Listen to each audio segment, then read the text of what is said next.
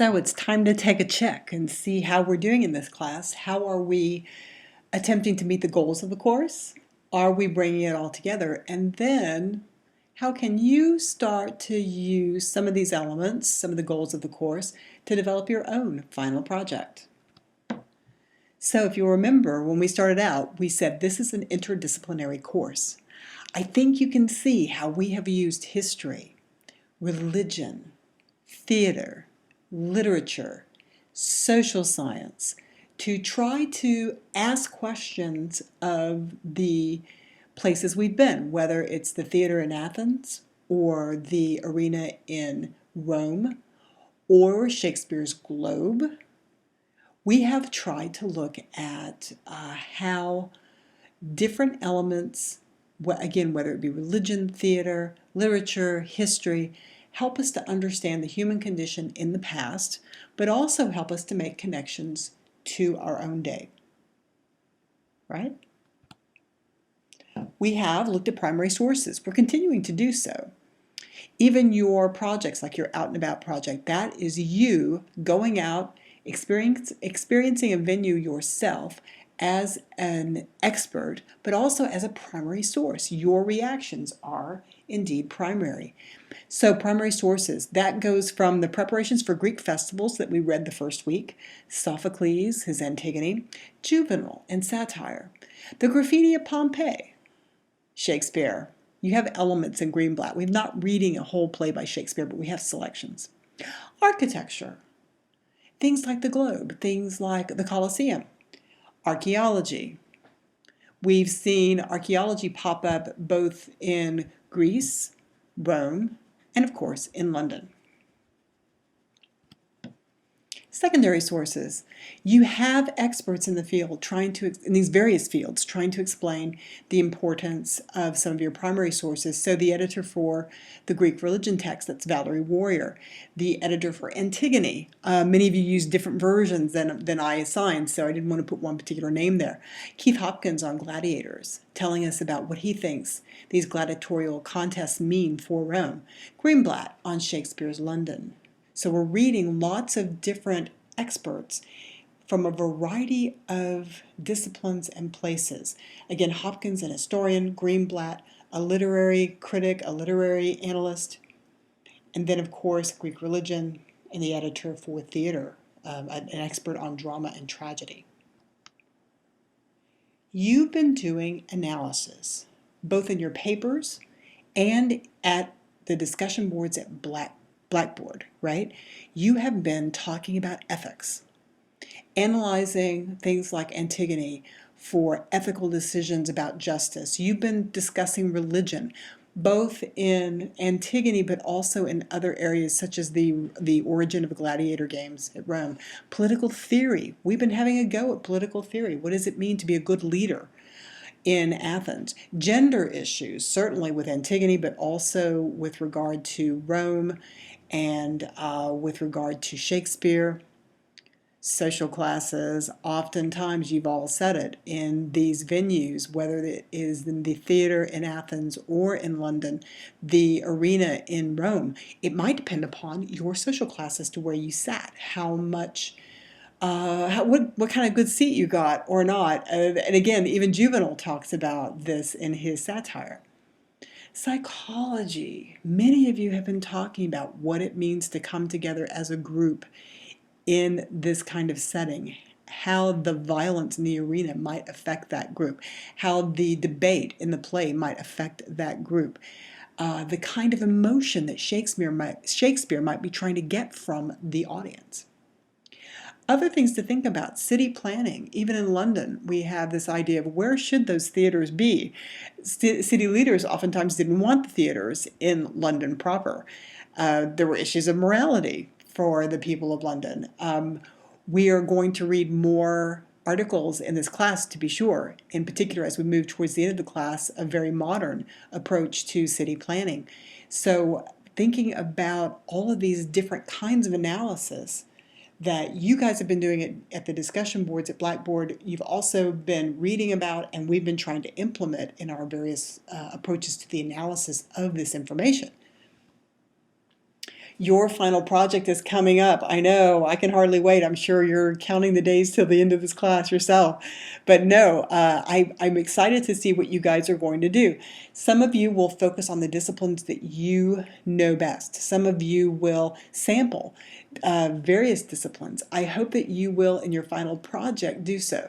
I hope that you'll come up with examples across time and space that if you're looking at, say, the Eiffel Tower as your project, certainly you can think about monumental building in Paris and the engineering associated with that. But yes, take the time to compare to other great monumental building in other great cities across time and space. Use different avenues of inquiry. Don't just rely upon history. That's my go-to because I'm a historian, but don't just rely upon that. Think about psychology. Think about, education, family, different approaches that might get you to ask different questions. Definitely rely upon the work you have already done to support the work you will do. Look for the commonalities in your own work. You may find in your discussion boards that you're drawn to particular topics or particular avenues of inquiry or particular issues of meaning, right? Maybe you're very interested in justice. Maybe you're very interested in social classes and social gender issues. Maybe you're very interested in public health. Maybe you're interested in in one particular theme that really we can stretch across time and space. Use those.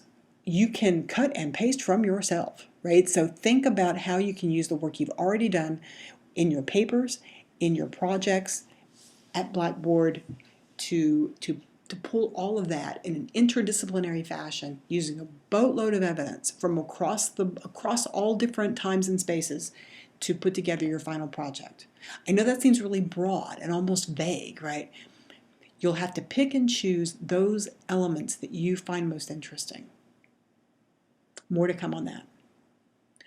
Other things, we've been talking about the various objectives that this class has as an NSP core course. And the last time we got together and just sort of did a gut check on are we doing well, we hit the first 3 of those goals or those objectives. Here's a couple more. I have how does the creative spirit connect and link us together? Your discussion boards have done this in a most interesting way. You have become very creative in your analysis. You have bounced ideas off one another, and in the process, linked us all together in this unique experience. There will never be another experience like this one. This unique group of individuals coming together in the summer of 2014 during World Cup with Betsy in Mongolia, with Jill and her German experiences. I forgot who's from Seattle, Washington. Darn, sorry. So we've got people from Latin America, people who are from Europe, people from North America, Asia. We have folks from all over the world in this class, and there will never be this class again. So you have done this in an interesting way. You have brought together lots of very interesting experiences and examples in a creative fashion, and you have linked us together. Where can we recognize expressions of our creative spirit? The primary sources we have read, absolutely. Sophocles, very creative individual. The whole business of staging these gladiatorial games. Some of you talked about how this was very similar to professional wrestling, that there's entertainment as well as very dangerous exploits, very dangerous competition.